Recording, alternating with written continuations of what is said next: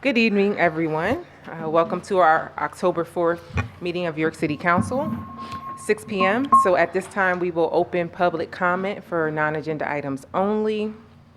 If you're coming up for public comment, please be sure to fill out a form, and when you get to the podium, please state your name. So up first, we have Mr. Jeff Kirkland. Thank you. Good evening, folks. Good evening. Just two brief things to talk about. First one, very easy, and that has to do with parking meters in front of my house up there on 400 block of Market Street. I think I was hearing maybe a year or so ago that the authority was talking about removing those because they was in there for businesses being up in that area. Now it's like 2 businesses in the whole block. No, not working? I'll talk a little louder. Like that. It's okay, you guys can hear it then? Just talking about the parking meters, I was hearing that there was a move to remove some of those meters in the residential districts. They used to be business districts where I live at, 400 block of West Market, and now there's only 2 businesses in the entire block. And I was wondering if there's still any consideration to giving the residents that are living there relief by removing those meters. I know it's an income level at some point, but we're incoming everything else and also. 400 block between Penn and Hartley, but I think it is a few more businesses on the 500 block, but not many more. But West Market, just a little consideration for that. We're paying taxes. I've been there 20 years at that address, and just for the past 10, I've been buying a parking sticker. I think that goes up from 60 to 80 to 90. I think it's like 90, over $100 a year now. 2 of them, one for me and my wife, so really like to have a little relief in that area.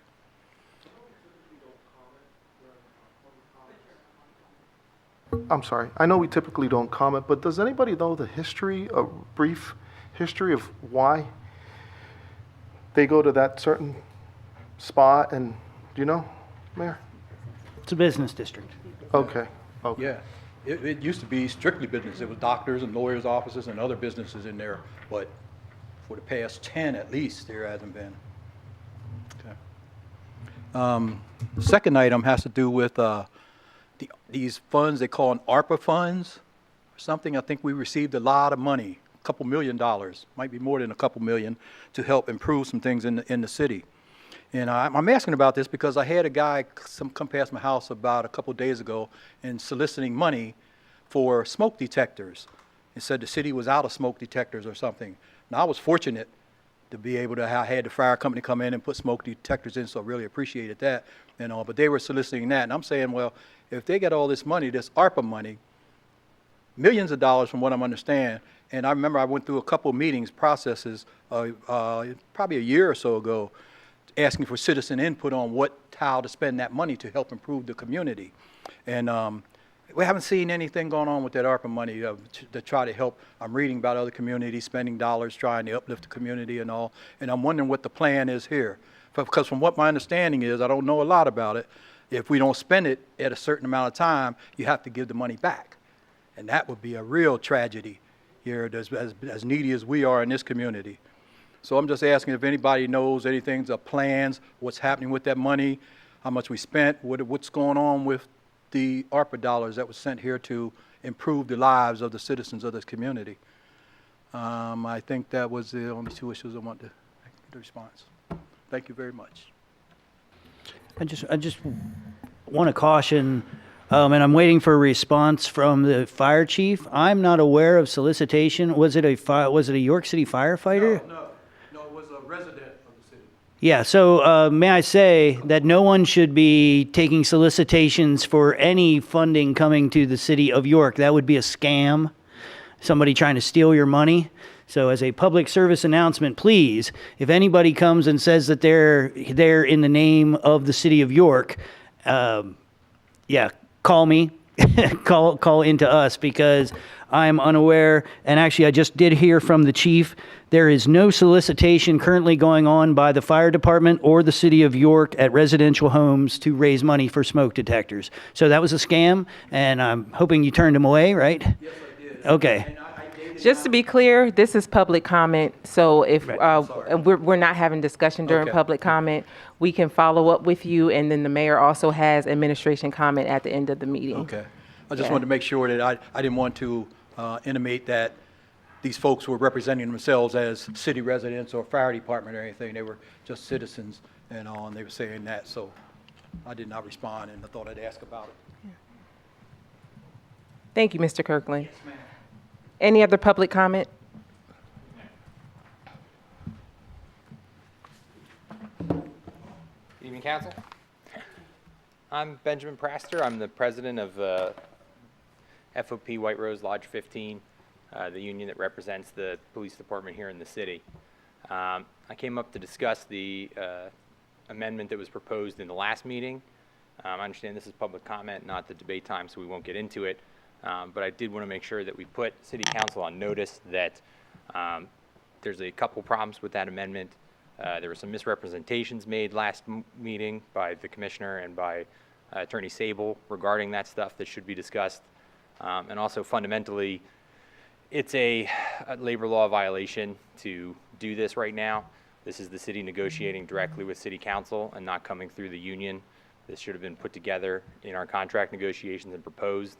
We're already negotiating promotions, and so putting in an amendment from the city that says they're going to pay a certain person this way and create a new position is going to be a violation of that and would end up leading to filing of an unfair labor practice and a whole slew of other problems. So what we'd like to do is request that the mayor and the city and city council, if you'd like to, we can sit down and discuss how that would all work, and it would save us probably all a lot of legal fees and headaches.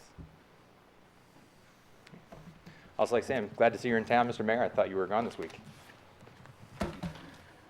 No? All right. Thank you, Mr. Praster. Is there any other public comment? Mr. Gomez?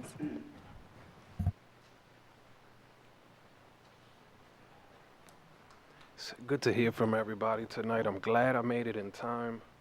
There's a quarter here. I'm not sure of the significance, but I get that one. You got to be from around here to get that one. I've been around enough. Well, Manuel Gomez, of course, City of York resident. I'm back. I wanted to speak on the matter of decorum. It's not a personal issue. It's just one dealing with the general order of how we conduct business in chambers. It appears lately, I'll get straight to the point, that for one to convey their ideas here at council, at times you have to first get past the administration's junkyard dogs. I don't think that it's the purview of the city solicitor to run roughshod over speakers that have the floor, whether it's in a general committee session or a legislative session. If a legal question is not on the table and the solicitor has not been given the floor, it makes it very difficult and quite vexing to be able to convey one's ideas across to council. And I'm struggle to understand how somebody that is not in chambers and may be part of the viewing public would actually follow some of our conversations when public speakers are being talked over. There's a lot of back and forth. It's not typical. It's not what I've known. I understand and appreciate that the general committee meetings are a lot more informal, and I get that. But you should still be allowed to speak. I understand that a lot of the commissioners' input here may have fallen under the scope of some other requirements, but that notwithstanding, it shows that one shouldn't take it personal if even the commissioner is unable to speak when given the floor without the city solicitor trampling roughshod over that speaker. It's not a question of stature, it would show, and it's certainly not a personal thing, it's habit. I've witnessed this for quite some time. It's just a general comment on decorum. Particular to that, I'm going to once again be an opportunist and call again for independent counsel for city council, independent solicitors to either stand in, be ad hoc, whatever it is that the determination comes to, so that we don't have what appears to be an antagonistic stance between the executive and the legislative. And I'll just leave it at that for now. Thank you, Mr. Gomez. Any other public comment?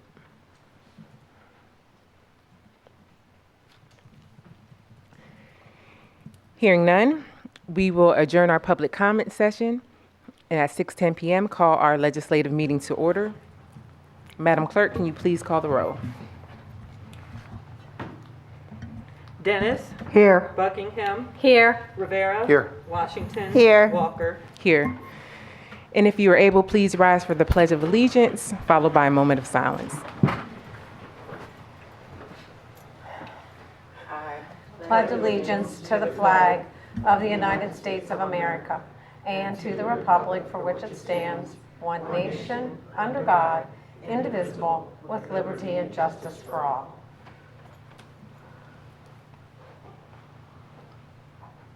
Thank you. You may be seated.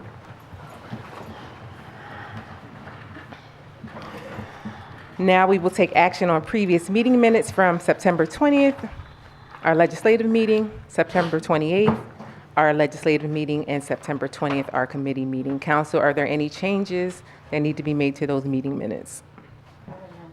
No. Hearing none, all in favor of approving, please say aye. Aye. Any opposed? Those meeting minutes are approved. No proclamations, awards, or announcements. Our next legislative meeting will be held in council chambers on Tuesday, October 18th, 2022 at 6 p.m.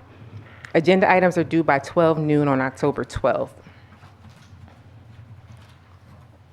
Status of prior committee referrals. We do have a resolution regarding back sewer and refuse that is in committee, and it will actually remain in committee. So we will move to our legislative agenda. Up first, final passage of bills, starting with final passage of bill number 51. Move to approve. It has been moved. Is there a second? Second. And that is bill number 51, amending the fiscal year 2022 budget for economic development for activities through the purchase of the redevelopment of 28 parcels of land containing approximately 17.3 acres, commonly known as the Dense Supply West College Avenue campus, in the amount of $5 million. It has been moved and seconded. Any questions or comments from council?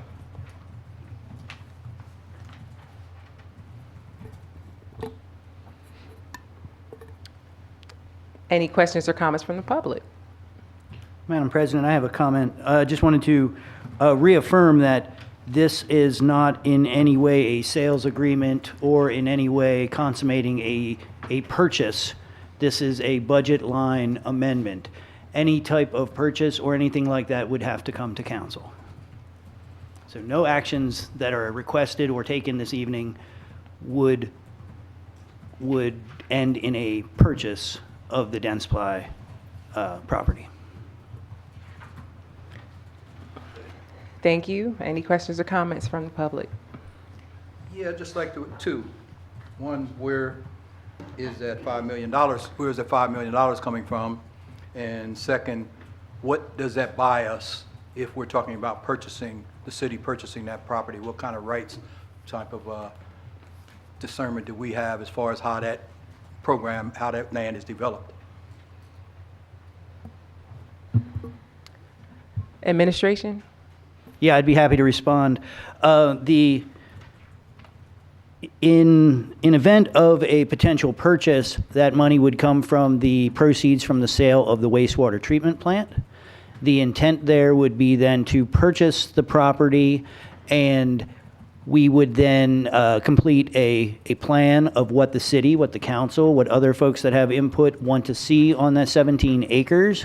We would then parcel out the pieces and then have that money returned to us, where it would be invested in a fund that is going to pension and healthcare liability that has accrued for the city of York in the amount of at least $220 million. So the goal here is to use the money so that we can control the property, get the use that we want out of the property, have the money returned, and have it put right back where the rest of the wastewater, where the majority of the wastewater treatment plant money will be going.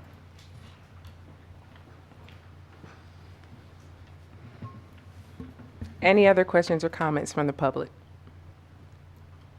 Go ahead, Mr. Gomez.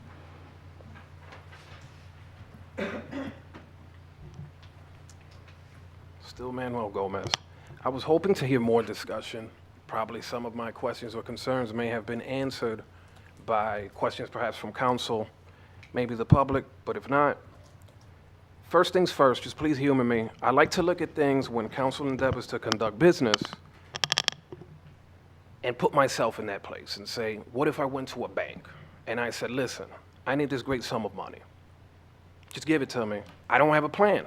There's no prospectus, at least not anything that is being divulged, other than very, very general concepts. But just give me the money. Once I have the money, I'll show you then. I don't think that I would be too successful with that pitch. I don't think that I would. If you disagree, I would be interested in hearing why. That's number one. If I attempt to synthesize some of my concerns into questions, where does the funding come from? I mean, it's the obvious question.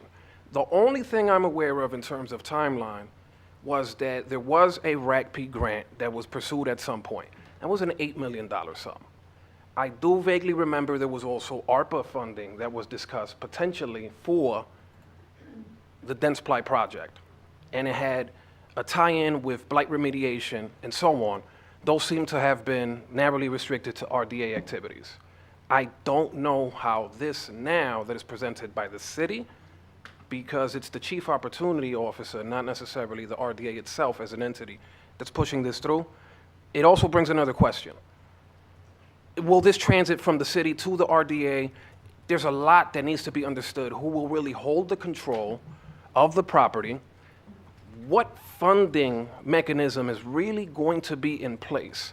I'm not sure if it's most prudent to earmark that full sum of $5 million when perhaps that due diligence phase one, and I anticipate phase two, those site assessments, would it be most prudent to simply earmark that sum rather than the full purchase amount? Is that possible? Because I believe that at this point, if you're still in the prospective stages of things, and that's putting it generously, that seems to me what would be most prudent rather than the full sum being earmarked as an allocation. I'm not sure where the wastewater treatment plant, this grand percentage of those funds, was somehow now freed up for disbursement for this. More so a financial concern for me, rather than all the philosophical and other concerns with why is the city pursuing this property to begin with. Will there be deed restrictions and reverter clauses inserted into this project? And if so, what would they be? And will they be publicly revealed so that we can understand the city's vision in the short, medium, and long term? I've seen those reverter clauses and covenants, deed restrictions, what have you, put in place in other projects that the city has touched, and it determines development and land usage in perpetuity for each of those lots and parcels. That's something that has to be very well understood, because remember, what you set in stone now is going to bind us for potentially generations going into the future. Whether we can disentangle ourselves legally, that's a question for another day. What type of independent site assessment has occurred? Have professional services been rendered? What has the city clerk signed off of? I should see the city controller. Pardon me, Diana. I want to put more on your plate. The city controller, what has been signed? I haven't seen contracts. We had a good habit and custom in the city of publishing our contracts monthly. Probably since 2020, we haven't done so. It would take a right to know request to see any established city contracts. I understand most professional services rendered would fall duly under the executive's purview, but don't you think as a matter of the general scope of a project and the visioning of a project that council should be involved, because you happen to be the nexus where the public can most put its finger upon what's actually happening? I really don't want to take this any deeper than that. I think that the concerns in terms of the financial matters are significant. What Mr. Kirkland seized upon right off the bat is pretty much where we should be starting. Is this the real and true funding mechanism, and how did we arrive at that point? It seems like we attempted several things. Is there something else?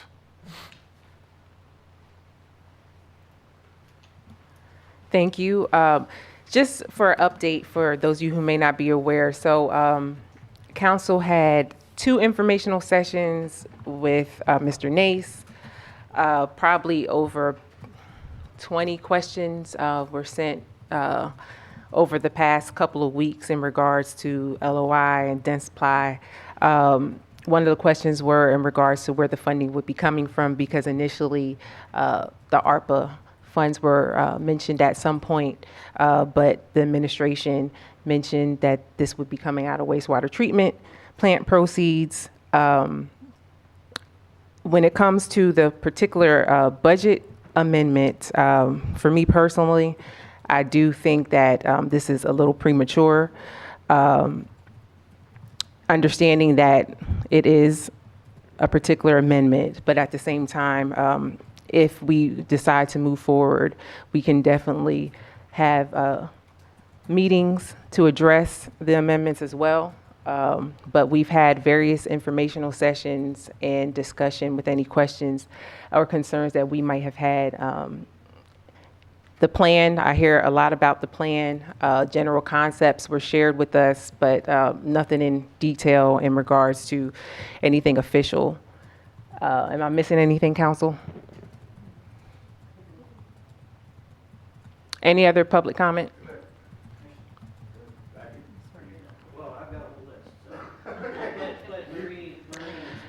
You can come on up, please.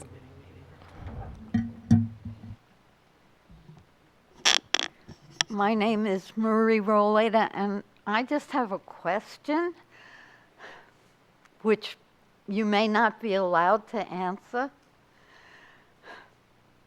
Are we doing this now because there is someone, another buyer on the horizon that we want to keep from having the property? It just seems like it was an all of a sudden thing, and I know that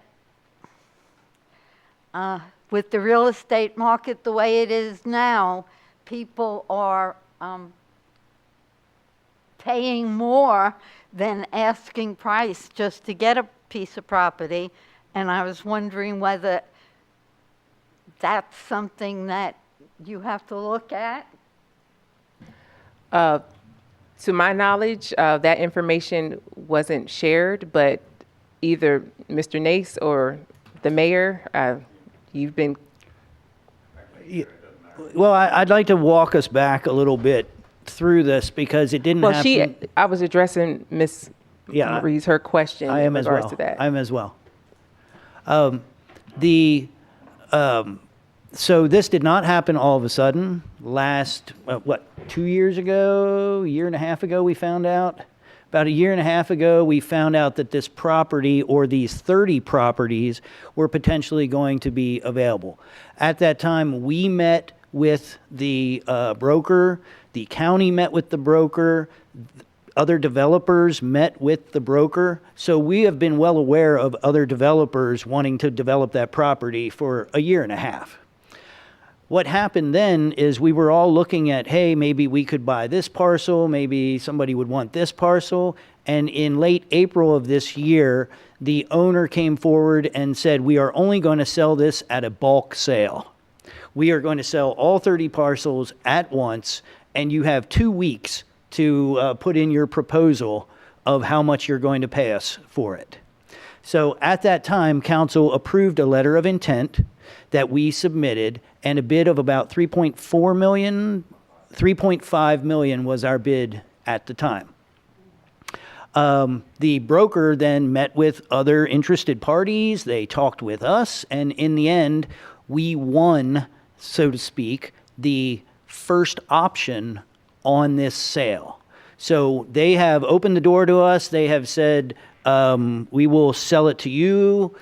We know, back to one of the other questions, we have had a friendly consultant, a well-known local real estate, commercial real estate individual that has been helping us pro bono.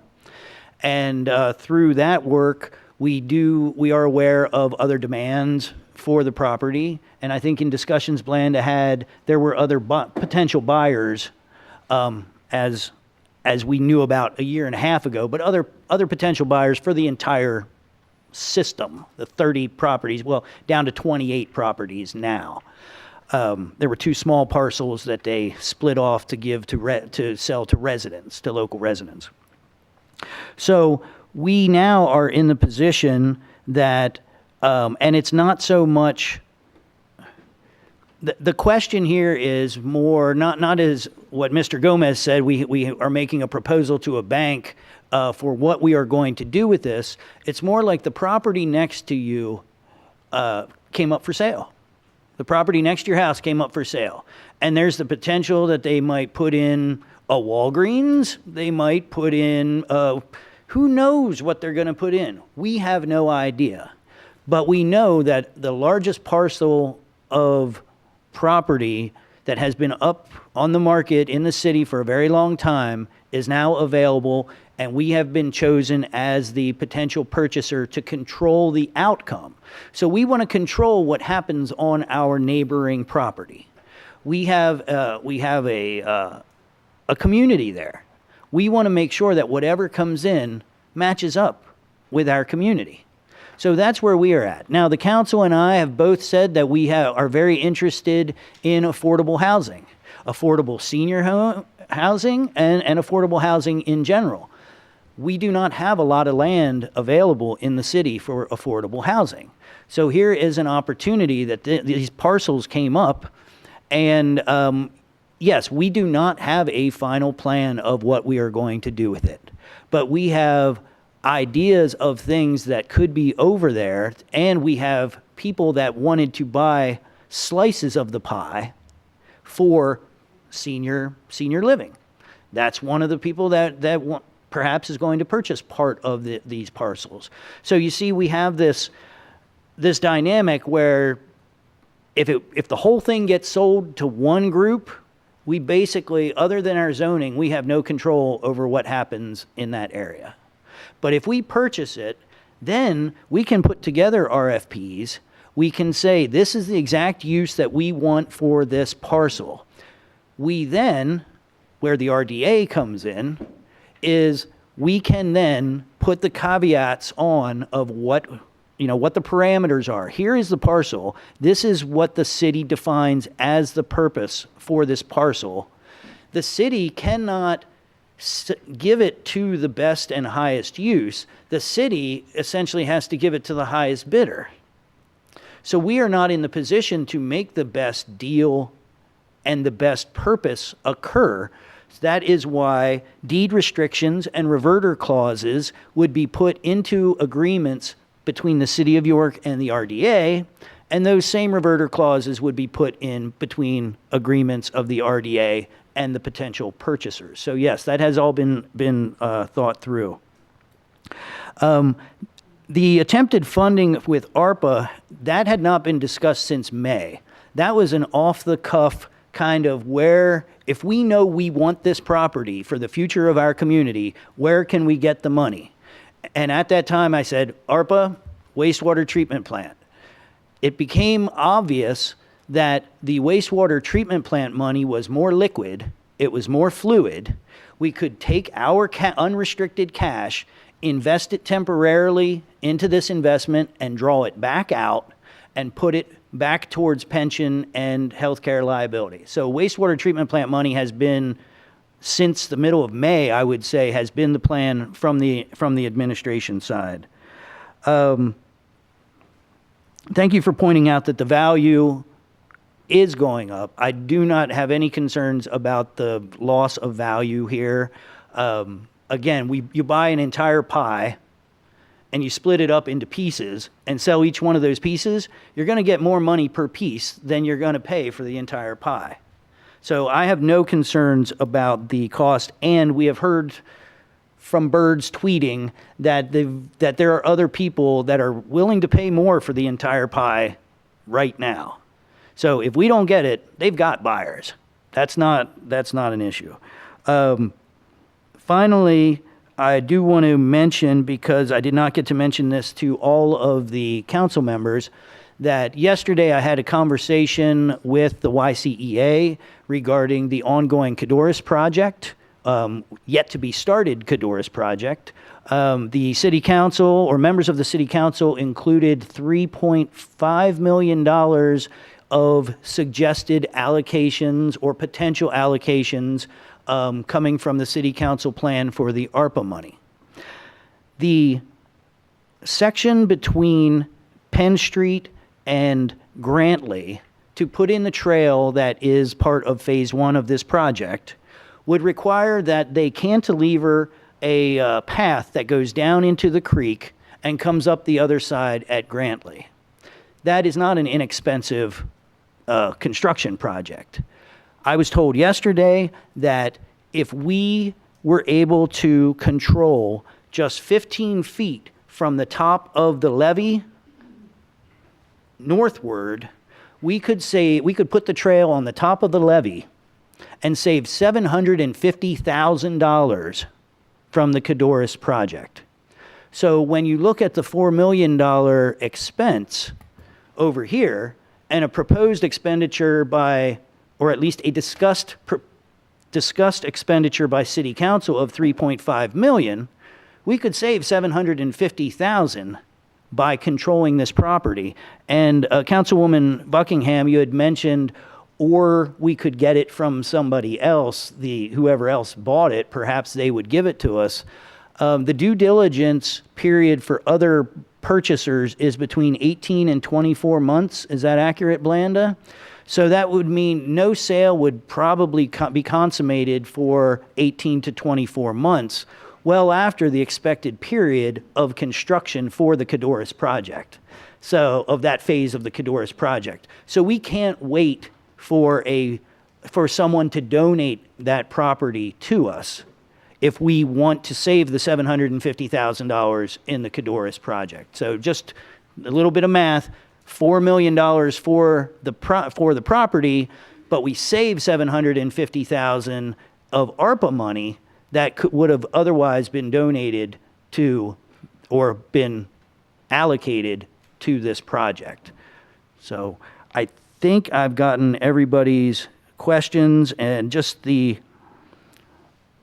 think I've summed it up, and I would just ask for counsel. One other thing, I don't disagree with Mr. Gomez on the amount of this allocation. We know we need about $4,020,000 just for the basic, including the assessment.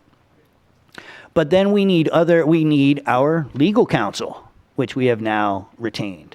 We need engineers. We need others to evaluate these environmental reports that we are going to get after we get the LOI. We need to understand better the carrying costs of having this property. Again, we don't get those carrying costs until after the LOI being a non-binding agreement that allows for the release of this other information for us to evaluate. So my point being to this item is that the administration does not need $5 million from you today.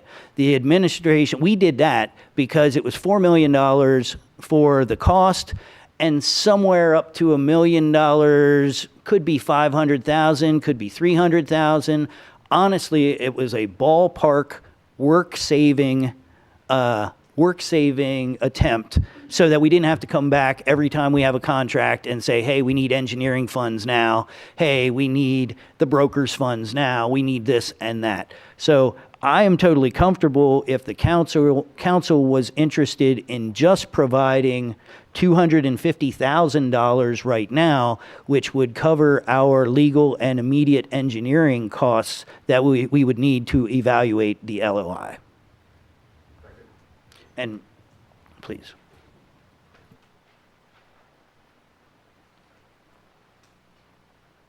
Hi, Blandon Ace, Chief Opportunity Development Officer. Just to elaborate briefly on that, whenever the city is asked to write a check for anything, it has to be affiliated with a cost center or an account code for everything, paper clips to new chairs. In this case, even when the deposit amount check is due, there's no line item for deposit that we could pull that money from. So this would allocate it, and we could put in a payment request for 50, 400, 47, 110, which would be building acquisition. So this is the mechanics of how checks are actually cut within business administration in the city. There has to be a cost center code associated with it.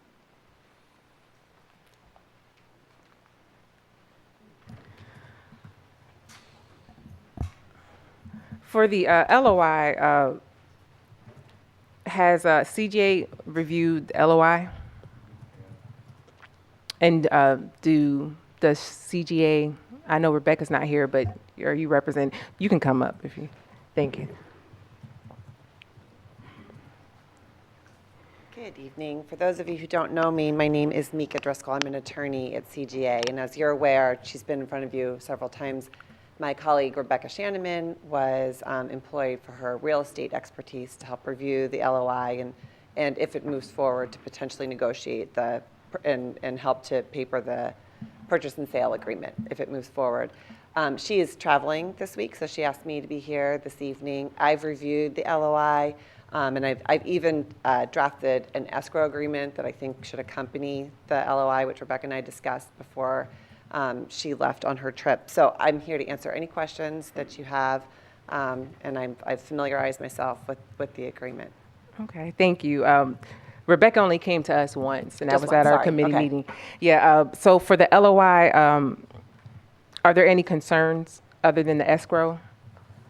I think the escrow is really important, and what the escrow agreement would say is if the purchase and sale agreement is not executed for any reason, or if you withdraw your offer during the time period before the purchase and sale agreement is executed, then the initial deposit of 1% would be returned. If you move forward with the purchase and sale agreement, then that deposit would be rolled into the purchase and sale, and there would be an additional deposit made with the purchase and sale.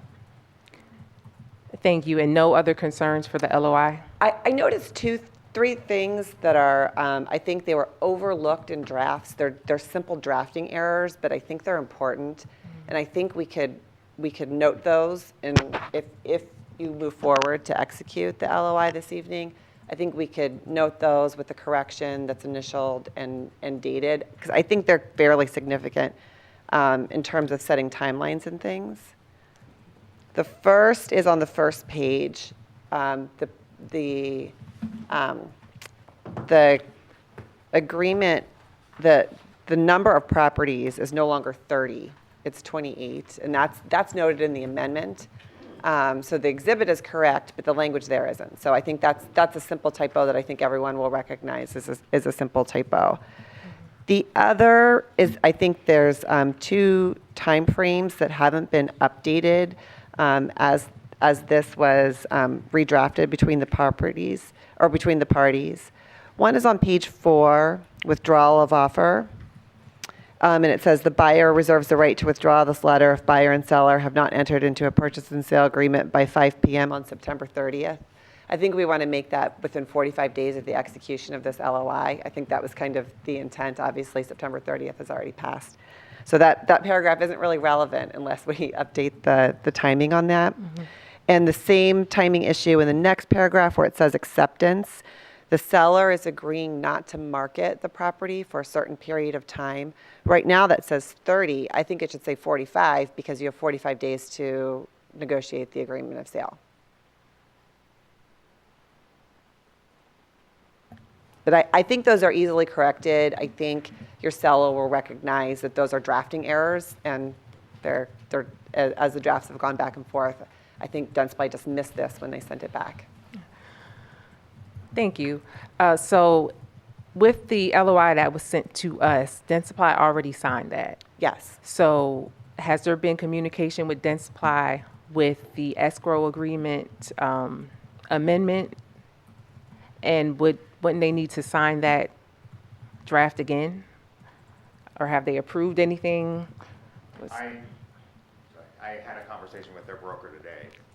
Any significant changes to the LOI or edits, which I don't believe are needed, would have to go back up through their legal team, through corporate legal. But anything minor like that obviously is pretty self-explanatory. I'm sorry, your other question was the escrow agreement. Yeah. That was actually suggested because we brought that up in our initial review of the LOI, is who holds these funds. And the broker said, well, that's up to you to develop an escrow agreement to make that happen. So that was actually at their suggestion, that there would be an escrow agreement. So how long would it take for them to get back to the city with a signed LOI? They've already provided a signed LOI. With the amendments or edits? We have these three, which we believe are going to be minor edits. If it's anything significant, he said it could be 3 to 5 weeks. Anything minor, he believes they could just do local, and it wouldn't be an issue. And so the escrow clause is not going to be part of the LOI? No. That's separate? Right. Okay. Yeah. That's in your resolution. We added that in your resolution. So in order for anything to happen, because council dictates it so in the resolution, then that would generate the need for the escrow agreement. Okay, thank you. Yes, ma'am. Sure. So, Is your mic on? the President's request of when will the edits be signed? I don't think we got an answer. We need that signed because I think that's extremely important. And my suggestion would be, you can do one of two things. You can ignore those errors. I think they're worth correcting, but you can sign it as it is and send them back.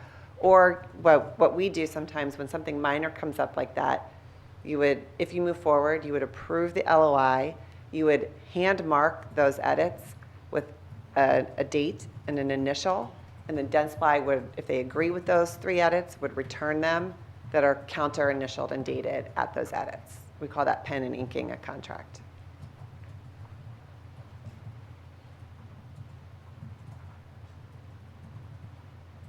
And it would save the time of revising and re-editing. You could sign it and send it back up just as is. Okay. Are you comfortable with that? Yeah, I mean, the edits that Attorney Driscoll's talking about making are, I mean, they're common sense, basically Scrivener error type edits that only relate to the fact that this went back and forth and took some time to get to council to approve, and they're dates that the intent originally was to have it be 45 days, and basically you're just having them agree to that 45 days. So, yeah, I mean, I'm comfortable with it. Now, yeah, I mean, if it's something major, then that's different, and it would have to go through the whole process. But we're talking about a Scrivener's error where you're changing a date that is already passed to 45 days from the day the LOI is signed.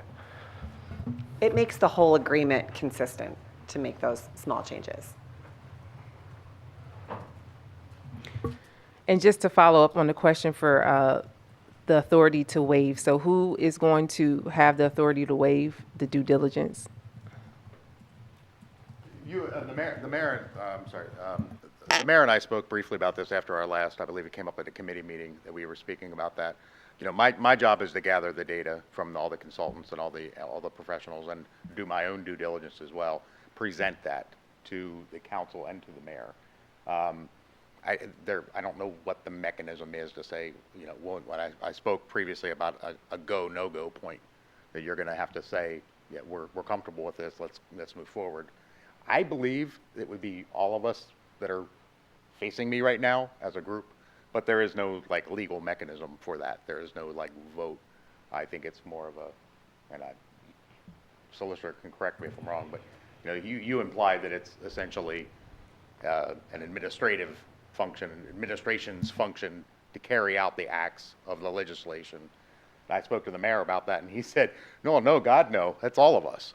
So his reaction was more inclusive on the decision about that.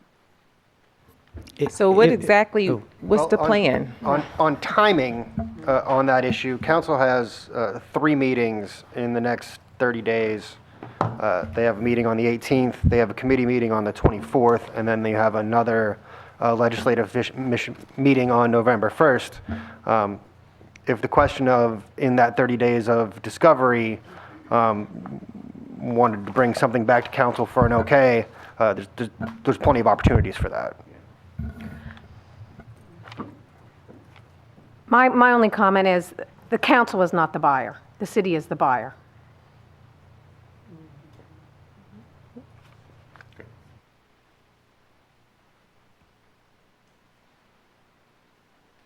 Anything else? So what would it look like? What would the due diligence look like? I believe it'll be similar to the information sessions that I held. Here's the data that they provided, here's our analysis of it, here's the summary of the environmental report, here's our engineer's review of that and the comfort level, here's the survey data we received, here's our engineer's review of that survey data. So it'll be very similar to that information session, that I'll put something together and present it to everybody to allow open discussion and question and answer with staff. To find the comfort level. Thank you. Yes, ma'am. Any other questions or comments? Mr. Gomez?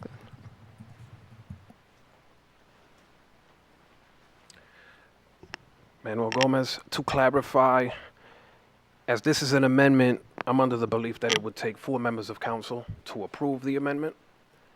I don't know how we strayed from the discussion on Bill 51 to the letter of intent. I didn't want to disturb, in deference and in respect to the body, I didn't want to disturb you guys, but I was hoping someone would call a point of information or what have you, because I don't feel that that's exactly germane to the topic on the table. On the question of what also is relevant or perhaps irrelevant, I think that because what's on the table is Bill 51, it should stand on its own, not any other aspects or contingencies, whether $350,000 or the various sums and amounts that have been called out today for this project and that cantilever. This needs to stand on its own. If we're going to appropriately assess what it is that we're doing, let it be that. It shouldn't be something that we imbue with other aspects of what may be going on, part of that general scope of what we should be understanding, but it's just simply not germane to the actual resolution. I don't think that all the questions were answered. I don't want to belabor these things, but if the 4 council members that would approve or deny this motion would be the bank, then the executive would be the requester to the bank for those funds to be allocated. And that's why I said that if it were me in that position, I don't think that it's a solid pitch.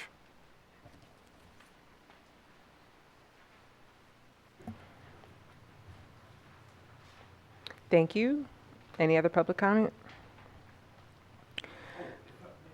Sure, come on up. I threw myself off. Manuel Gomez, once again, probably the most circumspect way to approach this with regards to pro bono services being rendered would be to disclose how those services were rendered and at what time, if not for so much as to prevent any potential conflicts of interest. I'm sure, or I should say that it would be the idea that these services were rendered in good faith, but it doesn't sit well with me that upon my query of any professional services being rendered, and is that something that passed through the controller's office, has it been signed on, the response seems to be, whether direct or indirect, that services rendered have been pro bono on a friendly basis. That may be the case. If it's not something that should be kept under wraps, I think that disclosure would be best merited in this circumstance. So, Just a quick response. I would like to start by saying we have professional services in-house. That is why I hired Bland and Ace. So we have someone who's been in charge of major projects throughout this city and this county for over 15 years now.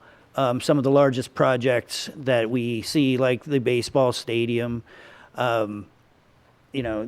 this is why he is here. Now, as to the actual other assistants, I'm not sure what position you are in or we are in to. No, I have no problem disclosing who it was. It wasn't done for the promotion. It was done. Okay, well, can you share both the individual and the types of services that were provided to us, please? No, I'd be happy. Again, I'm not sure how it relates to Bill 51 and the funding, as we stray a little bit from the topic, but because I love you, now it was services were assistance was provided by Ben Shiro at True Commercial Real Estate, who is very familiar with large corporate transactions, and as I developed with counsel, as we developed the letter of intent to go out, it was one of those, hey, what am I missing? What's missing? Is this okay? What would you add if you were doing it? And just, it was that feedback back and forth, and that was the scope of the pro bono services that were provided. Because the letter of intent, as most do, speak to who is representing the buyer and who's representing the seller, who's responsible for paying the broker, who's responsible for paying those fees. And our letter of intent says we are not represented because when you get to settlement table eventually, there's no 3% coming off of our check to go to pay our broker or vice versa. Densply is responsible for paying Cushman Wakefield, and nobody's getting paid on our side. So that's when the mayor's reference pro bono. It's because there's no commission tied to the sale. It was simply a professional courtesy of a review of a document. And Blanda, could you also share, please, the types of reviews that you did and your qualifications to do such? For instance, the preliminary environmental assessments. This isn't new to you, correct? No, it's not. I was project manager when the Industrial Development Authority purchased the West Campus of Harley-Davidson, and led that entire project where Harley-Davidson full campus was 232 acres, and they subdivided 82 acres that they did not want and sold that. The Industrial Development Authority, ironically, working with CGA law firm, developed a purchase and sale agreement with Harley-Davidson corporate, and we had a lot of environmental deals to work at with that. My entire career, I've been in kind of the environmental industry, but I'm not a professional environmental engineer. I know enough to be dangerous, so I step back when I know I'm beyond my scope. Anytime you get words that have commas and hyphens in the middle of them, my head explodes a little bit, and I know to hand that off to somebody who actually understands it. But I am familiar with phase 1, phase 2 environmental reports and some of the challenges that you could have with environmental reviews. Thank you, Blanda. And just one final comment from me, Council, is that I have to disagree with Mr. Gomez. We are asking Council to approve money, and you should know the value of what we are asking. So it is certainly true that the value of the property needs to be taken into account, but also the value of the future uses of the property, one of which is to save another project $750,000. So I wanted to make sure that was included, because we do have to look at the entirety of what we are doing. We can't ask you to borrow, which is what we're doing. We're borrowing from the wastewater treatment plant money. We're borrowing it to utilize something, and then we're saying we're going to return it later, and we mean that. So the value is definitely a key factor in whether or not you approve the potential use of this funding.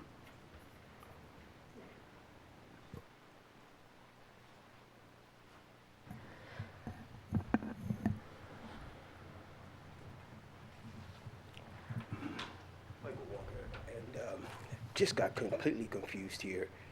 We were talking about the value of this property at being at 5 million, but we haven't gotten phase 1, phase 2, all the disclosures. We're waiting for an LOI to get the disclosures on this particular property. And we don't know what the issues are with this property per se. What if we run into a asbestos issue? What if we run into this, that, or the other?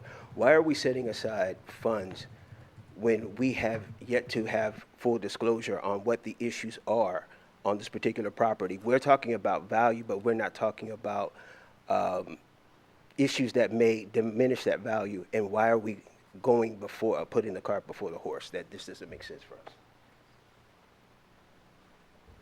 Again, I agree, and I'm fine with, I don't even know why the two are on the same thing.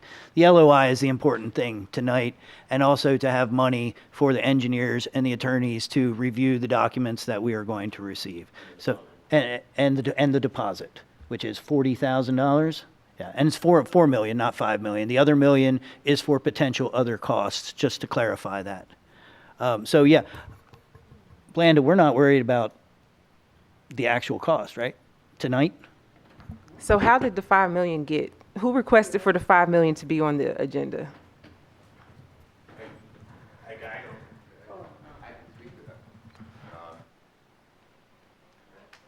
There was a discussion. I don't know if it was the mayor and I or Kim and I. We were discussing the allocation of the funding, and there's an interesting breakdown, because we need to have the cost center and the ability. We need the mechanism to be able to write a check for the deposit, the refundable deposit money. So we don't have that cost center built. And then if we, when we hire an environmental consultant and the engineer, the survey engineer is already under contract with CS Davidson, but it's a change of scope of what they were typically hired to do. So all of these expenses need to come out of some cost center. When we talk about what that final number should be, the $5 million figure was just, somebody just threw a number out there. It had to be greater than 4, and I knew that we were going to spend, so there was just because honestly, because the LOI was tabled and the September 6th meeting was canceled because of the city clerk. So we didn't have the time to get the LOI signed to start gathering the information on the potential costs. So there was a chicken or egg situation there where we don't know what the carrying costs could be yet, because we didn't sign the LOI to get that information. So right now I have a placeholder in there for carrying costs. So this $5 million is not only the purchase, it's the carrying costs for 2 years. It's the engineers, it's the consultants, it's all of that stuff. It's a placeholder. We don't know what that number should be because we haven't signed the LOI, because we haven't approved the signature of it. Thank you. That's how that ties back to. So this is part of my concern. It's been mentioned before that this could be a great opportunity for the city. At the same time, when issues in communication like this occur, that have occurred in the past, it raises even more concern as to whether or not the city could handle this presently or in the future. There's financial concerns that I have, of course, environmental, and I'm still not comfortable, and I've said this over and over, that I'm not sure that we, even if it's the right opportunity, if we would be able to take advantage of some of the general ideas. And even it goes to as simple as this. If, for this resolution, if only a certain amount had to be approved, who requested for this to be on the agenda? It wasn't discussed with you guys, between the mayor and, I'm guessing, Mr. Nace, the actual number. So now you're saying that we can go all the way down to $250,000 when it wasn't presented to us a couple of weeks ago. Madam President, I had a discussion with you when we looked at the cost, and we determined the cost would be $4 million, And I said that we would have to be coming to you with that. Should we just add the million onto that and make it around 5 million? And you agreed. So I'm kind of But confused about you today, saying, it's completely different because today you're saying it doesn't even have to be the 5 million. You don't even know who put that on to request for our legislative agenda. So it's the confusion, the process, the lack of plans, the lack of communication that causes me to be even more hesitant. the LOI was scheduled to be on first, and that did not occur because of different issues, and we respect that from the council. However, now they've doubled up because we're waiting for LOI, but we already have this one in place. We were expecting to have the LOI done. But we didn't place it month on the ago. agenda, though. It was discussed placing it on the agenda over a month and a half ago, and it's on the agenda now parallel with the LOI because the LOI didn't get passed. The lack of consistency and preparation that you're showing today, I'm not done talking. As I was stating, the lack of preparation and inconsistency that you're showing today displays, in my opinion, how the rest of it will go. One thing is on the agenda. You're stating a different amount today. I think it's an embarrassment that we don't have it together at this point. And that's all I have to say.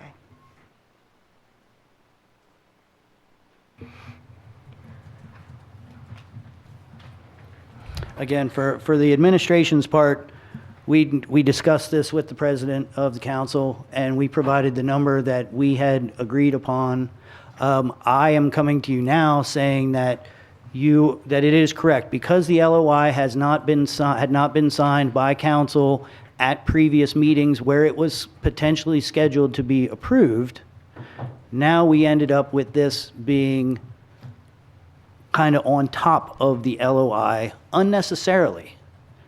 So what I am saying to accommodate that is that we could just use the engineering and legal money now, and we can worry about the other money down the road. It's not a matter of us not being organized. It's a matter of me trying to accommodate a situation that has, and adapt to a situation that has occurred because the dominoes did not fall at the times back in July that we were hoping all the dominoes would fall. So again, this is adapting to the current situation. I am happy to provide, for council to provide the money just to review the documents that we will be receiving if the LOI is signed. And I also think that none of this discussion needs to occur if the LOI would have been on the agenda first, because if the LOI isn't approved, this discussion is moot. Madam President, I say we pull this and we start with the LOI.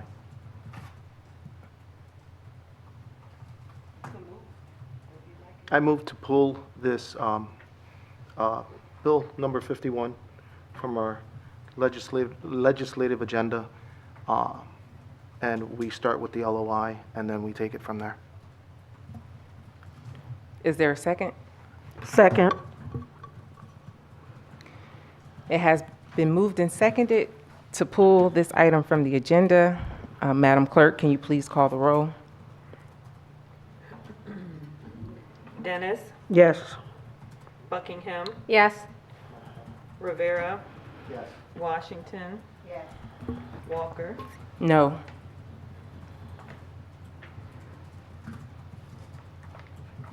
It carries, so it will be pulled from the agenda. And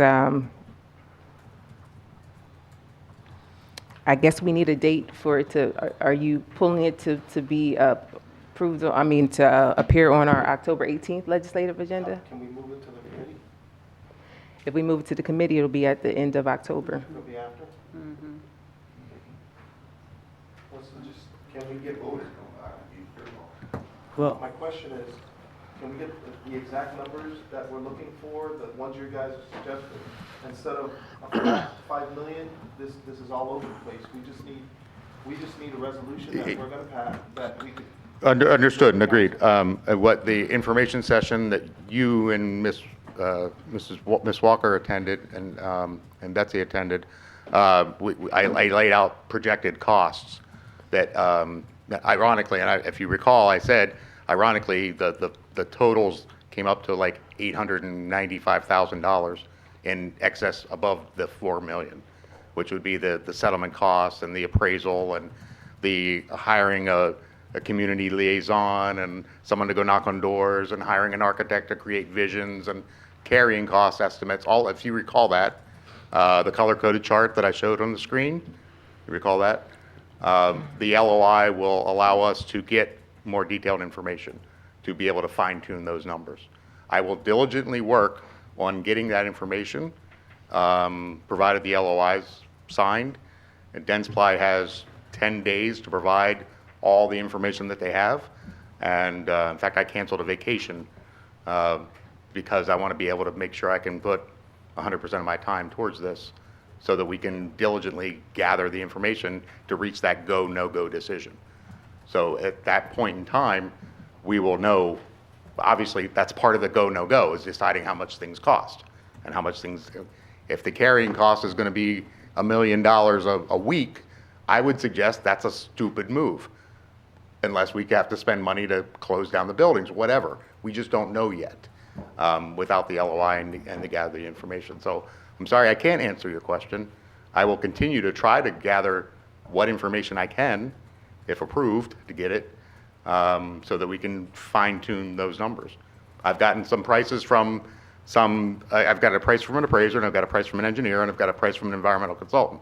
Those are my priorities right now. I have not priced out a community engagement person. I have not priced out a visionary architect, planner kind of person because we're not there yet. I will start that so that we can fine tune the numbers for you a little bit. Okay? So as I mentioned last week during our committee meeting, there are risks. The risks seem a lot deeper now than last committee meeting. So now I'm feeling like this is a bigger risk than it was last week. And while I am open to taking risks, I'm just not there right now. And you've got a few weeks to get the questions that Madam President will ask, because you know she will, and then she'll share hopefully with us. And then by, when's the date? The 18th? The 18th, we're hoping that you're prepared to share with council what we need and what we're asking. Okay, thank you. Looks like that will be pulled and will appear on our October 18th legislative agenda. Moving on to final passage of Bill number 52. Move to approve. Second. It has been moved and seconded. Any questions or comments from council? No. No. I have to read that short title before you pass that. That was Bill number 52, which was introduced by Queen of Washington. It was amending the fiscal year 22 budget for Department of Economic and Community Development for home ARPA administration in the amount of $99,031.30. Public Works for inspection invoices for King Street Bike Lane in the amount of $70,000. Park and Recreation for a back-to-school event in the amount of $5,500. The Bureau of Health, revenue and expenditures through a comprehensive, secure, and responsible drug disposal program in the amount of $99,263.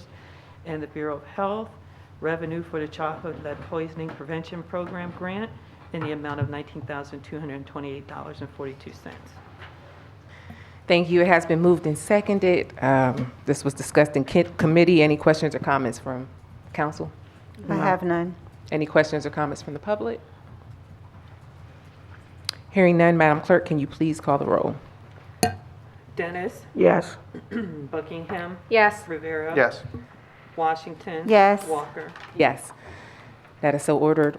Moving on to final passage of Bill number 108. Move to approve. Is there a second? Second. It has been moved and seconded. And I need to turn over to you. I always move too fast. Okay. Who seconded that? I'm sorry. Okay.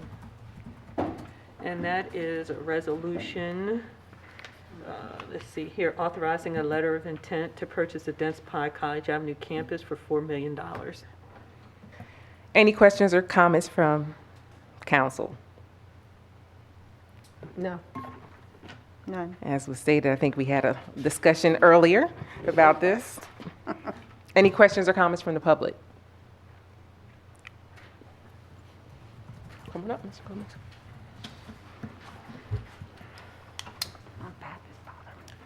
Still Manuel Gomez, and again, I approach quite reluctantly. I was hoping that others would speak. I'm a masochist, I guess. Every other Tuesday, here I am.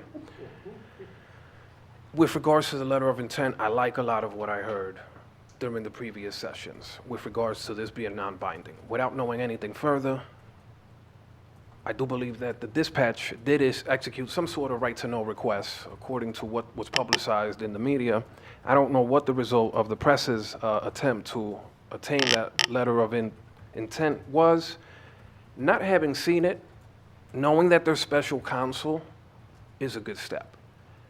But some of the discussion that occurred today, again, puts me in yet a state of how is this process actually being carried out, in the effect that when I mentioned professional services, I didn't know, because of course I wouldn't know what type of pro bono services were rendered. That was the query itself. What type of professional services were rendered pro bono, as was revealed today, and it then turns out that it was with reference to the letter of intent. Well, it would have been no way for me to know that. So if it ended up not being germane to the Chief Opportunity Officer's comment, well, it wasn't really something that should land on me. I didn't know what type of services were rendered. If it's to say that the Chief Opportunity Officer's credentials are in question, absolutely not. Knowing his record, the credentials are there. The bona fides are there.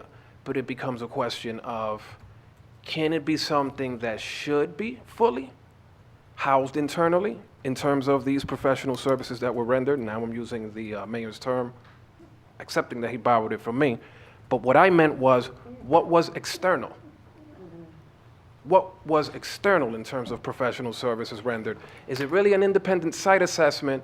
Because it becomes one thing for me to say, again, just humor me. It becomes one thing for me to say, it's all good, because I, Manuel Gomez, said that it's good, and I have the credentials to say that it's good. It's a whole nother thing when a third party says, hey, it's good. I just wanted to make that distinction. That's not to call into question the Chief Opportunity Officer's credentials. They would be foolish to do so.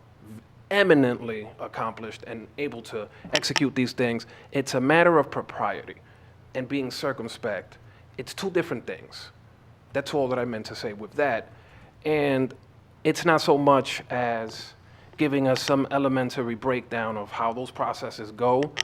Even when you talk about the allocation or creating the line items, we don't need a line item budgeting 101 to make the case for any of this. We have counsel here. Let's trust that we at least are on some level, a baseline level of understanding moving forward, because some of the responses here, they leave much to be desired. Thank you. Any other public comment? Michael Walker, you actually stole that thunder, brother. But the question is, again, due diligence. My understanding is that the due diligence from the committee meeting would be in the hands of the mayor. In that stead, where is the objectiveness in this. And again, just reiterating the third-party situation, this is normal. Third-party assessment, when it comes to two bodies, a third-party neutral assessment is just common. And why is this happening in-house when it was the negotiators who are also making the decision on the go or the nay? Where's City Council's power in checking that balance once the letter of intent is signed? Is it clear that City Council has the ability to waive that due diligence or be part of that waiving of that due diligence? Is that literally included in the language? These are some of the things that we don't know as the public, I think needs to be answered, as this was something that was asked at the committee meeting, and we're still not clear. Second issue, who are the we's that are being referred to as far as planning, community and community participation, involvement with the development of this? That hasn't been released to the public, and as far as the public knows, and those of us who are in the community, we've not heard of any of this, and been part of this process at all.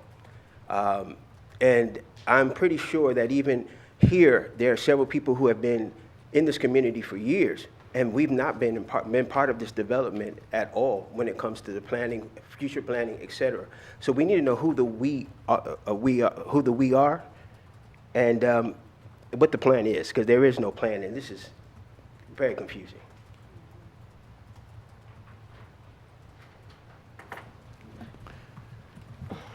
Yes, Madam President, I'm a little confused myself. Thank you. A waiving of due diligence.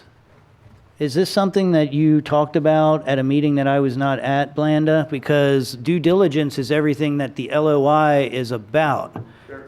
There's no waiving of due diligence. There is a section that President Walker brought up, that there is a section in the LOI that if the buyer wishes to move forward during the due diligence period, they can notify the seller by telling them that they are waiving their due diligence and wish to purchase. Not waiving due diligence, but waiving the time period of due Correct. diligence. Yes. So there is no waiving of correct. due diligence in Correct. any way. Correct. The point of the LOI, what we are asking for is that council approve the same LOI that they approved essentially in May. It's the same thing with the dates changed and a couple of little words changed, but it's the exact same thing that was already approved, which is why we've spent hundreds of hours working on this project, because council showed an initial interest in having the administration look further into this.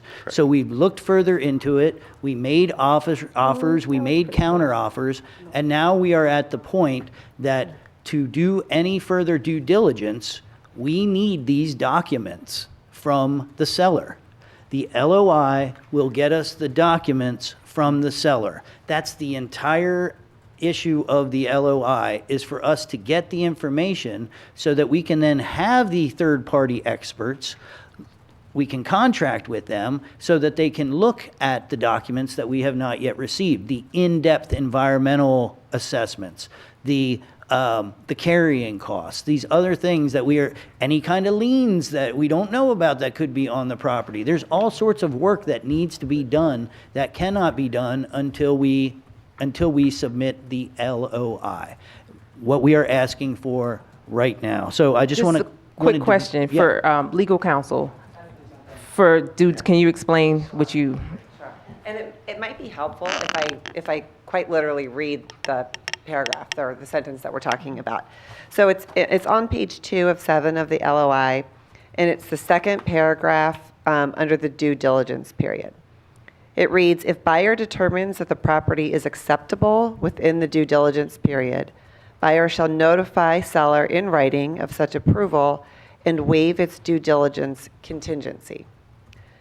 And then it goes on to say, if the buyer determines that the property is unsuitable for any reason prior to the due diligence period or deadline, then you can either terminate or you continue to negotiate terms. So to distill that down, if after 30 days it's determined that there are no further concerns that were raised during due diligence, you're satisfied with the phase 2, that it was thorough and correct and no further environmentals need to be conducted. You're satisfied that, that there's not any obvious title issues or liens that you're concerned about. If you're satisfied with everything, then you accept the property in its current condition, and any contingency related to the condition of the property would be waived in the final purchase and sale agreement. If you're not, if you say, we need to do more, we need more time, we need more studies, we'd like to conduct our own phase 2, if any of those things arise during this initial 30 days, then you have the opportunity to negotiate those, I would assume, into the final purchase and sale agreement, or you negotiate additional due diligence time before the purchase and sale agreement is finalized to address those concerns. My guess is that there probably will be additional concerns because it's a big property. But we don't know that yet until you start digging into the materials that seller will provide. Thank you. Thank you. You got it. Go ahead, you can speak. 45 days, right? 45 days to negotiate the purchase and sale, 30 days due diligence. It's right there. I think 30 days is enough. Thank you. It is 30 business days, so it's a little longer than 30 days. It's 30 business days. And I think it's enough to know if you need more.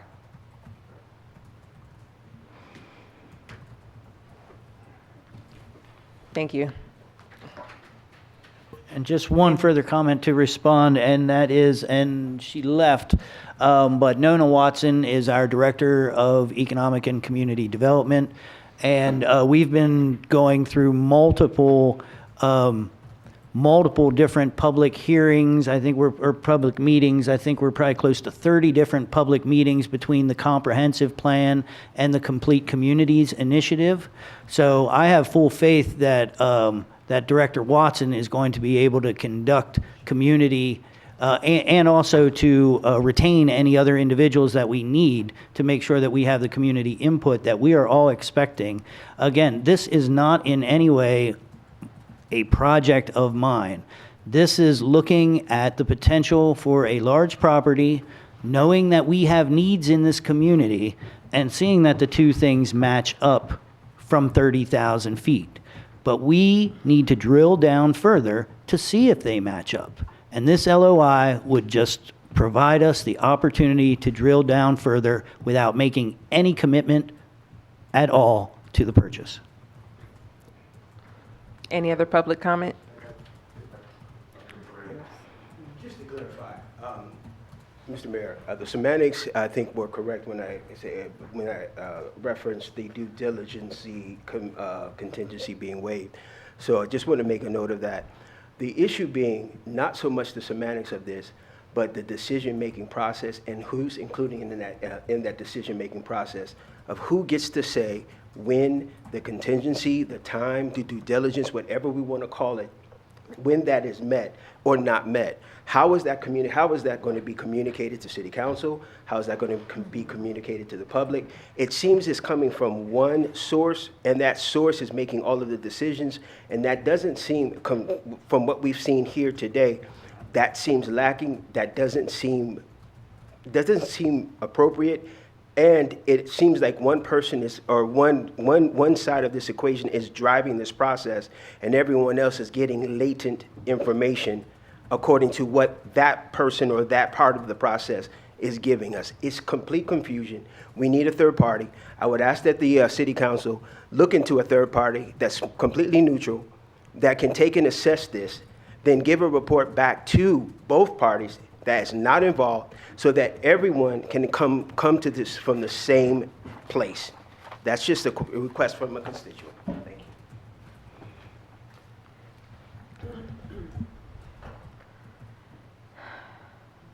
Sorry, I don't want to belabor this meeting any more than I have to, but it's been mentioned a couple times tonight that it feels like the Chief Opportunity Development Officer is driving this project or pushing this project. And that's my job, is to pursue the facts about the project. I'm ambivalent one way or the other at this point in time.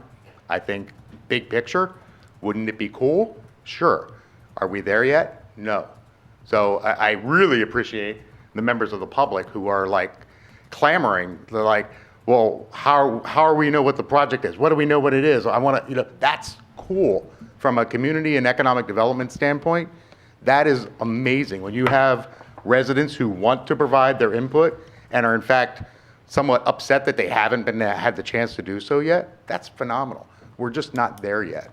So and it's just generally, I'm at this point, I'm sure I'm excited about it, but my job is not to, and I've said this to all of you council members, my job is not to push this down your throat. My job is to give you the information and gather the information to move forward. I may not be a fan in 10 days from now, hopefully, but we just don't know yet. And that's my excitement is getting the data, because I'm kind of a geek when it comes to that kind of stuff. Thanks.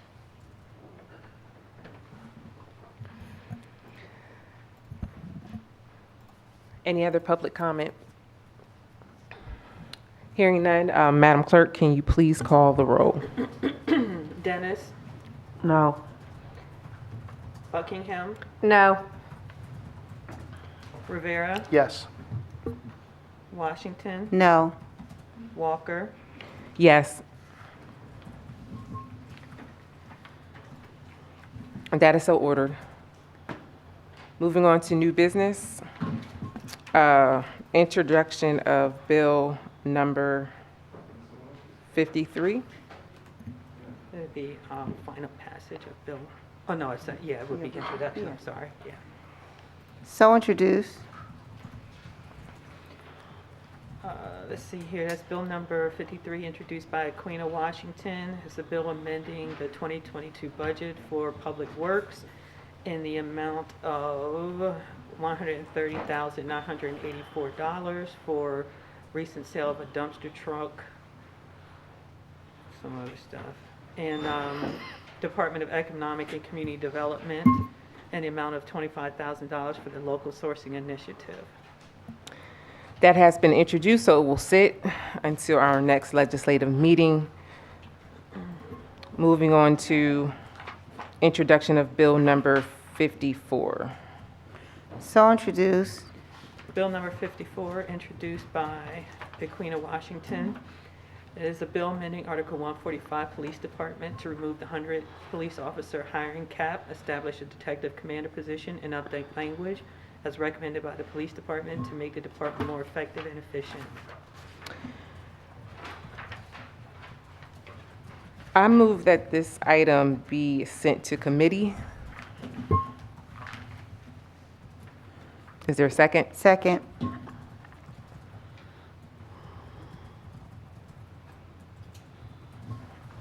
Is there any questions or comments in regards to that? Come on, Mr. Gomez. Oh, go ahead. I'm sorry. Councilwoman Buckingham. I'm just assuming that this is in response to the comments made Correct. during public comment. Yes. Okay, thanks.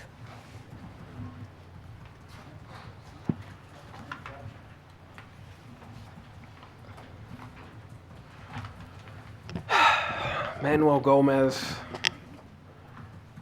it might sound like I'm just torrentially pouring upon the solicitor's office, but where those legal questions arise, why wasn't this caught by the solicitor's office? I don't know if it's accurate or inaccurate. I just know that if there's a legal question, clearly there's one that is a great white elephant in the room at the moment. If a legal question is existing, not sure how this was even approved for discussion or consideration before council, it should have never reached the table, given the actual duties and purviews of the solicitor's office. Again, not dumping on the solicitor personally. It's just something that stands out to me that we should never have been in a position to be in legal peril, potentially, where we receive such bold statements from the representative of our local FOP. So just point of clarification, this, huh?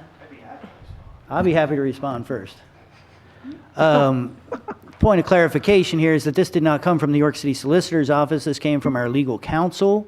We have a professional legal counsel that works with all our legal issues with the FOP, which is an organization that has its own political opinions, and we have received an opinion tonight from someone who is not an elected official or not the city solicitor or not paid counsel to the city. We have a very professional attorney's firm that works with us on all the issues. And so this didn't come from our solicitor's office in any way. And if we balk every time somebody just randomly questions the legality of something that they don't like, I don't think we're going to get very far. May I have the floor, Madam Chair? Yes. Thank you. Again, this is not some elementary discussion of how we got to where we are necessarily and the process thereof. It's a question of the solicitor having within his distinct purview the understanding and the knowledge of what may imperil us legally, because the solicitor is to review the actual specific text of everything that appears before that table before it's even something we can act on. I should say council as a body. That's all that it is that I'm saying. It strikes me as odd that council seems to be caught by surprise when you do have a competent solicitor within the solicitor's office that, if dispensing his duties as expected, would at least keep us from giving the impression that we're even contravening something that falls under another level of requirement. That's it. That's all I have to say on that one.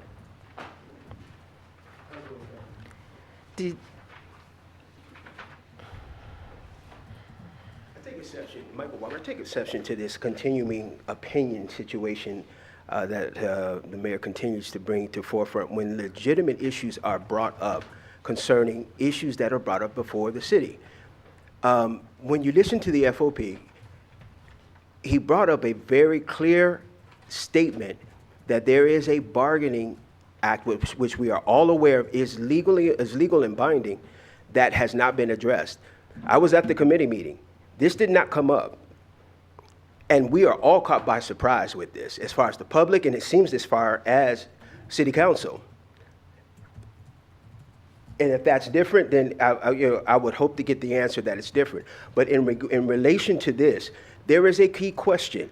Why was not the city solicitor, who is responsible to keep not just the administration informed and abreast, but to keep city council informed and abreast? This could have backfired on you. And had it backfired on city council, I am sure that it would have been you that would have been blamed for this. And that's a concern when this is a city issue and it should have been addressed. We need a solicitor. I've held my tongue on this for a while, but we need a solicitor that represents all of the interests equitably, fairly, and without a question of bias. And it doesn't seem like we have that at this point. This is disappointing. Just to be clear, Madam President, these issues did come up previously. They have been run through the cities, not the city council or not through the city administration. The city's paid and approved council, third-party council, has reviewed all of this. These items have been brought forward. The FOP can arbitrate or can grieve anything that they want to, and because they suggest that they may grieve this is not a surprise to the administration, but it has run through professional counsel with decades of experience before it was brought to you for approval. Thanks. I guess it doesn't help the discussion that happened in committee where there still seemed like a lack of communication. So there was back and forth between Commissioner Muldrow and Mr. Sable as well during the committee meeting. So when FOP makes a statement, that's enough concern for me to send it back to committee to make sure that we're covered. Is there any other questions or comments from the public? Excuse me. Force a habit. Yeah, put that in the minutes. Yes. I just wanted to take one moment just to kind of expand a little bit on what I brought up before. If you're moving it back to committee, I'm not going to belabor the points, and we will deal with this with the city administration in the negotiations. But yes, there were essentially 3 separate issues that the FOP has here. The first is the labor relations part of it, which is to say, I'm not sure exactly what Attorney Rudolph, I'm assuming, has told them that this would be okay, but immediately our attorney flagged that you're creating a new position and setting a salary for it, right?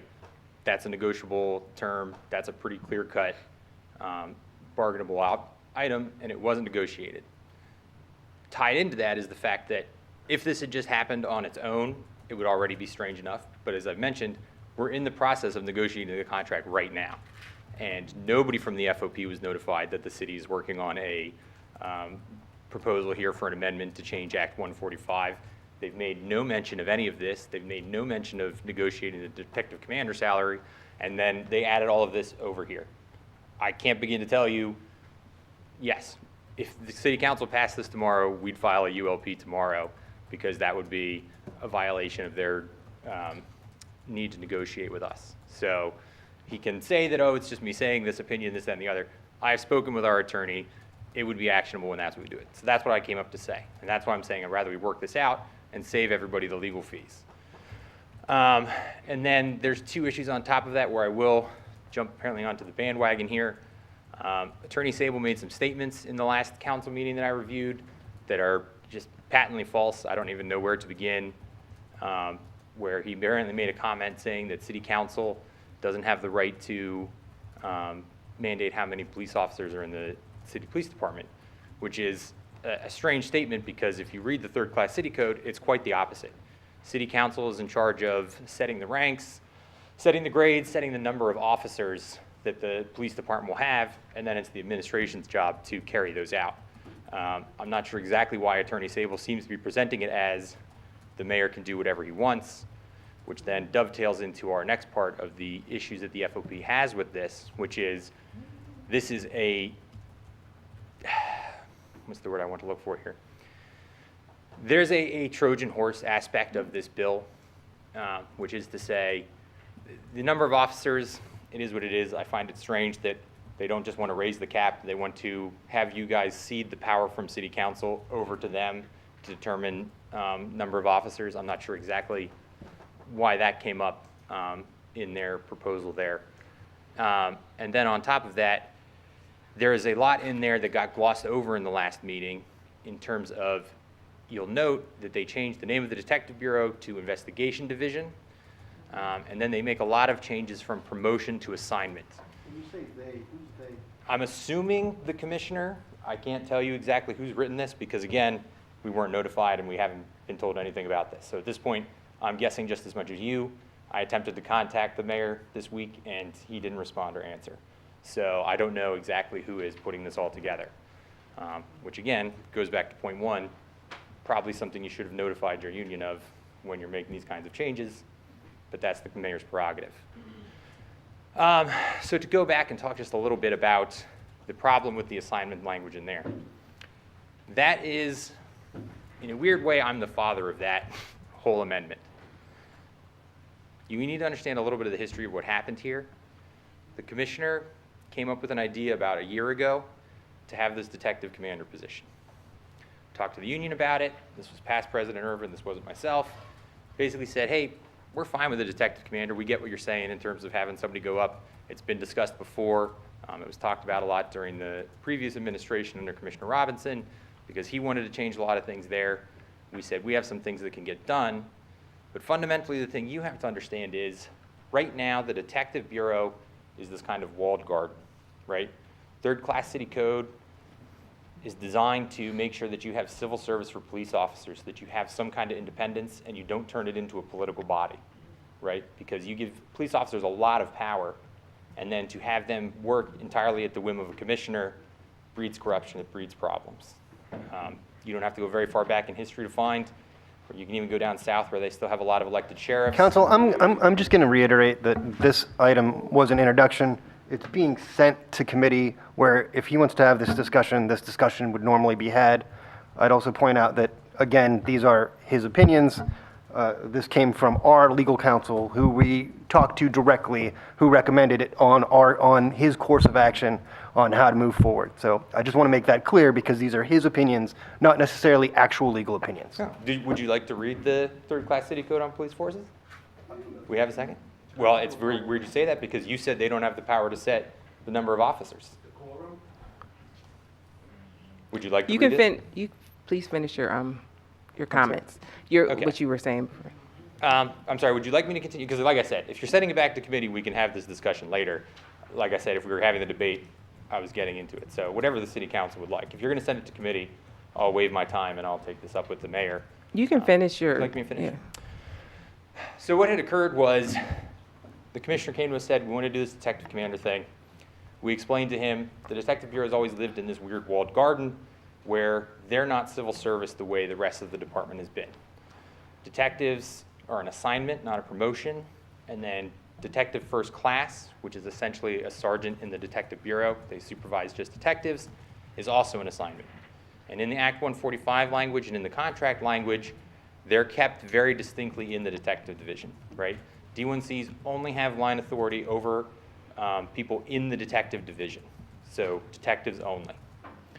What has happened since then is we've had some bleeding out where we now have detective first classes outside of the detective division. They're supervising patrolmen. And what I told the commissioner was, we're concerned that you're going to create a second, complete police department under there.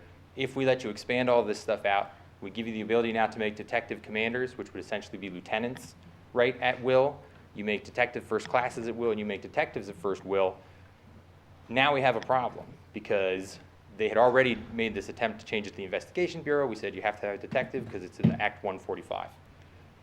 They have now added the specialty units with patrolmen, which used to be a patrol division and supervised by civil service sergeants. They attempted to move that into the detective division.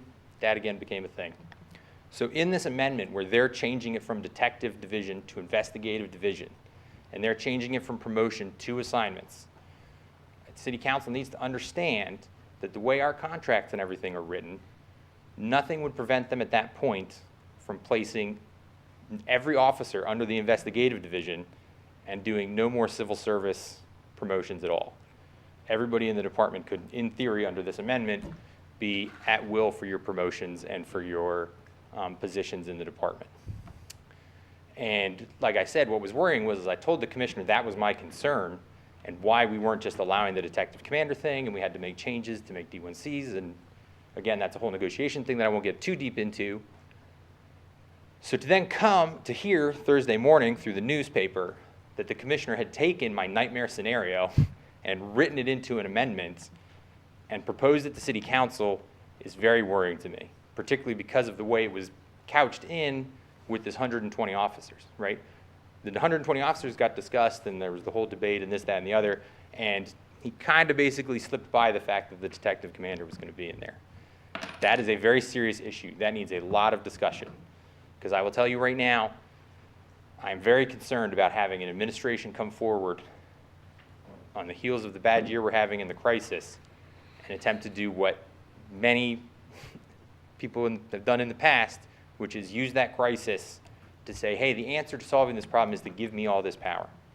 But if you give your commissioner all of that power, right, you'd better be happy with the next commissioner having it too, because that's not going away, and the commissioner after that. And when you allow commissioners to be in complete and total control of the police department, and you don't have any of those career officers who've moved up through civil service and who can't be demoted and moved out unless for misconduct or actual wrongdoing, you will end up with a political entity. And I'm here to tell you right now, the union doesn't want that for our own reasons, but that would be disastrous for the city. You don't have to look much further than Baltimore. They just did the We Own the City, right? That not documentary, but that series, that was about exactly this. That was a city that had a serious crime problem, and what did they do? They created a plainclothes unit, right? They put that under their control, and they let those guys go out and do what they wanted to do. And that's essentially what the mayor and the commissioner are proposing to do right now. And again, I know the guys that are on that unit right now. They're good guys. I'm not worried about those guys. But I'm telling you right now, you let that fester and you make that a political position, you'll regret it. And that's what I came here to say today. It's public comment. Mr. Pastor, are you able to invite your attorney here for our committee meeting? Mr. Paskey? Yeah, I can invite Mr. Paskey here. Okay. You know, and I certainly didn't have a problem listening to what you're saying, and, you know, it's a learning curve for me, but I just can sense and feel that there's some animosity between the FOP and the commissioner and the administration, and that saddens me because our city is going through a lot right now, a lot of violence and homicides, and I thought we should be working together. And while I didn't agree with what was written, and that's certainly going to be changed, where does all this animosity comes from? I'll be perfectly honest, I have been accused a number of times of having some animosity towards the commissioner. I assure you that... And I'm not making that accusation. No, I apologize. Well, and it has been said to me before. The commissioner has said before that he feels that my opposition to many of his plans is personal. And the commissioner and I have never had to... Yep. No, and that's fine. Yeah, I'm just saying, I understand what you're saying because I've had that lodged against me before. I will tell you that the first problem we had was, again, this detective commander issue came up. I was elected in December to be inaugurated in February, and in January they announced that they were doing the detective commander thing despite the fact that it hadn't been negotiated. We'd already told them it was illegal. We'd told them all these things, and they did it anyway. And I told them, I contacted Chief of Staff Lentz, and through him the commissioner, and talked to him. I said, the first thing you can't, our relationship is going to be bad if the very first thing you do is try to throw civil service out the window for something that you negotiated and never came to an agreement for that you've just chosen to do anyway. Because we have had a number of problems with the commissioner and the administration where there are provisions of the contract that they do not honor, that to get them to try and follow deadlines, requirements from them has been difficult. I won't get into, we're in the middle of an grievance right now in which they have basically refused patently to do the previous two steps in our grievance. They've just said we're not going to do them. So there's a certain amount of frustration from our end because we feel like, or I feel like as the president and the representative of the union, that we are attempting to work through these processes, and the city's position seems to be, the city administration, that their best plan of attack is to do whatever they want to do, force us to grieve it, and then get everybody into a long year-and-a-half protracted battle, right? Because that way they Madam sap our President, resources. I'm sorry, I don't mean to I'm sorry, Pastor, but it seems like we're getting off the subject here, that this is getting more into like union stuff they're doing. So I know that like what the solicitor says, that this has been referred to committee. So I think that maybe we ought to take a breath and discuss this more at committee and come up with more appropriate answers and responses and questions that may be a little bit more appropriate for committee than it is tonight. Okay. Thank you all for the discussion. We do have a motion for this to go back to committee. Did we take the vote for it? No. Okay. Can we have the vote for this to go to committee? I don't even remember if there's a motion. So is there a motion to refer to committee? Yeah. I think there was. Yes, you did. It was moved in a second. Okay. I don't know who it was made by. I'll Me. make something up. Okay. And it was seconded by somebody. I'll make that up too. I think it cleaned. It was me. Okay, Washington, okay. And those in favor of referring to committee say yes. Yes. Opposed, no. That is so ordered. This item goes to committee.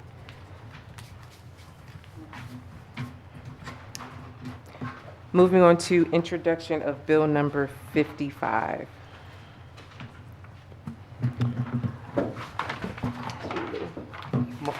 So introduced. This item has been introduced. It will be voted on at our next legislative meeting And that's amending Article 1728 vacant property review to update the definition of blighted property to make it consistent with state law and to increase the terms of committee members. Thank you. Moving on to items for consideration for a consent agenda. Is there a motion to proceed with items 7 through 10 for a consent agenda? So moved. Is there a second? Second. All in favor, say aye. Aye. Any opposed? All right, proceeding with the consent agenda for items 7 through 10. Council, please review. If there are any items you would like to pull, please share them.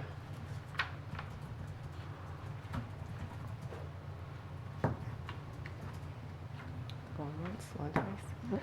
No items to pull. Is there a motion to approve items 7 through 10? So moved. Is there a second? Second. Any questions or comments for items 7 through 10 from council? I don't have any. Any questions or comments from the public for items 7 through 10?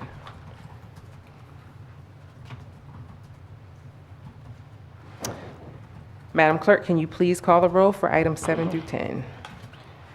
And that would be Dennis, Yes. Buckingham, Yes. Rivera, Yes. Walker, or Washington, Yes. Walker. Yes. That is so ordered for those items. No request for future meetings. Is there any council comment? No. Any administration comment? Yes, thank you, Madam President. First, I would just like to thank you all for your review of the information, and I hope that if we provide additional information, you will reconsider your votes of this evening regarding Densplai. Also, just wanted to respond briefly to some of the comments that I heard during public comment, and the first is for the ARPA money and what is occurring with the ARPA money. There is quite a bit still outstanding. There are things being reviewed such as free Wi-Fi for the residents of the city. We're looking at the expenses. We're looking at partnering potentially with the county to provide free Wi-Fi for the residents of York City. That is one thing. These things need to be reviewed. There's a look at what we can do about a tax rebate potentially for seniors. These things have to be reviewed. Legislation at the state level would have to change for us to be allowed to do these things. So not everything is as easy as allocating the money. So President Walker and I have been going through on a monthly basis and finding items that we agreed to support, or at least agreed to bring before council, and that is how we've been moving forward on that. The next, I think, and then also there is the, we have held back any further expenditures of ARPA money based on certainly council's request, but our, even previous to council's request, our intention of having an ARPA manager. That RFP was completed on September 29th. We received 12 applications that are being reviewed right now. And once we receive, or once we have an ARPA managing firm in place, then I will be coming back to council with some other items that President Walker and I have either previously discussed or we will discuss in the near future. So that has been the process. And I believe we've allocated, I'm going to say around 6 or 7 million so far, and the number is 35 million. 10 million of that goes right into the general fund for money that we lost because of revenue being down because of the pandemic. So we're down to 25 million. We have about 7 million that we already allocated. That means we've allocated over half of it. Or about half of it so far. We have about 18 million to go, and those are not minor projects. They're $1.5 million for the Sylvia Newcomb Center, $500,000 because we are ordered by the federal government to remove the dam at Philadelphia Street. We have to do that. And then there is the suggestion of council, or the idea that was presented in the plan of 3 million or 3.5 million going to the Cadorus project. So there are some big projects out there that we are not moving that quickly on, but there is definitely agreement that we are going to move some direction. There's also the question of affordable housing. We received $1.9 million in additional funds just for affordable rental housing, which is another reason why I am an advocate for the Denseply project, because where are we going to put the affordable housing? That seems to be the location that I can see. So we have ARPA regular funds and ARPA HUD funds to be looking at helping with some of our homelessness and our housing issues here. So I think that sums up pretty much where we are with the ARPA. And Councilwoman Buckingham? Yes, and I don't want to interrupt your comments, but on the website, City Council did put together at the beginning of the year their recommendations for ARPA spending, and you can find that document. Well, not recommendations, potential things to discuss is how it's been described now, right? Or are they all recommendations? The plan on Yeah. the website is a recommendation. Oh, those plan. are final recommendations from the council? Not final. It's not final. We stated that months ago. Well, that that's what it's- I'm saying. They are points, The documents there. right. They're not the final recommendations. They're points for discussion. I have two quick questions That's, for you. hold on. I'm in the, on ARPA? No, but I'm in the yeah. middle of my closing comments. Go ahead. I didn't mean to interrupt. So, Officer Praster, my absence on Thursday and Friday was for a board that I'm appointed to by Governor Wolf, the Local Government Advisory Committee that was meeting out of state. So that's why I was out of state for 2 days, fulfilling my duties as mayor as appointed by the governor. Finally, Mr. Gomez, regarding the solicitor's control of speakers, I have not, while I have witnessed attempting to try to contain the comments towards the items that are being discussed, my observation of the solicitor controlling the speakers is generally with the employees, so that we do not say things that could potentially jeopardize. I've seen him cut off council members. I've seen him cut me off. Seen him cut off other employees. So it is important that the solicitor oversees the discussion that is coming from employees, so that we do not jeopardize the city and put us in potential litigation for something that is publicly said by an employee. So I am certainly hoping that the solicitor continues his efforts to make sure that we are all staying within the bounds of legal decorum of what we are allowed to say. As always, unless there is some legal issue, it is the president of council that has the say in public comment by other commenters. That is all I had for this evening. Just real Thank quick, you. any update on the business administrator, On the business administrator, the position? the acting business administrator is fulfilling her role. We have brought back Mr. Tom Ray on a contractual basis to take on the human resources side of things, because as you know, Director Robinson, or administrator, has been trying to do 2, 3, 4 jobs at some point. So my goal was to make sure that we lifted some of these other tasks so that she can fulfill her role right now, and frankly, show us all what she can do when she's only trying to do 1 job at a time instead of 3 and 4 jobs at a time. Because I think council is well aware that the administration has been somewhat hamstrung on hiring, particularly in our finance department and in our Bureau of Health. Those were the 2 places that we were really hit the hardest, and then the loss of Cherie Allwine